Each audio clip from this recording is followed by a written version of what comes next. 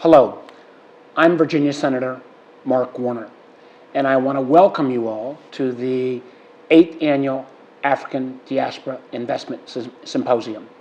I wish I could be with you in person today, but I think this meeting is extraordinarily important.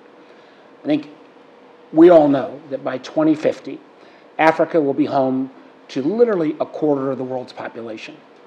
Already, 30% of the United Nations is made up of nations from Africa. And Africa controls literally 1/3 of the supply of critical minerals that are so important in our energy transformation. This puts the continent very much at the front of a focus for investment and greater collaboration.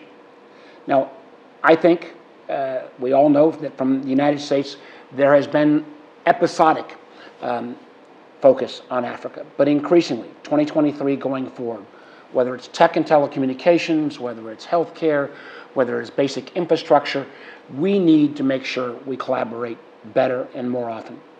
I think it's also important that we've seen over the last 50 years, many outside nations come in and deal with African countries on the basis not of what's good for Africans or those countries, but oftentimes what's good for outside interest.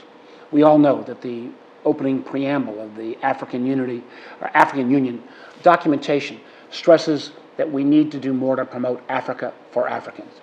It's one of the reasons why it's so important that the diaspora in the United States be involved as you all try to educate policymakers like me and others about the challenges, but also the opportunities of collaboration with Africa.